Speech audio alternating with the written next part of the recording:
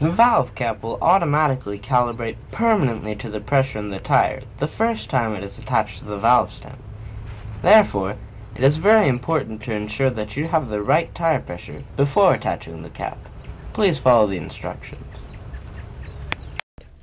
First, confirm that your tires are properly inflated.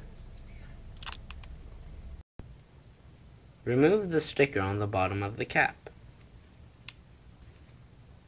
Then, place the key into the indents on the top of the cap. Screw the cap onto the tire valve.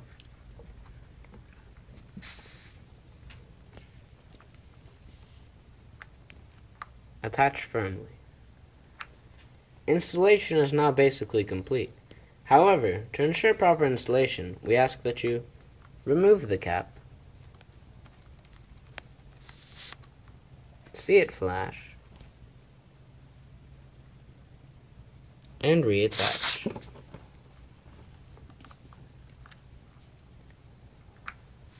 The cap will now monitor your tire pressure 24 hours a day, 7 days a week.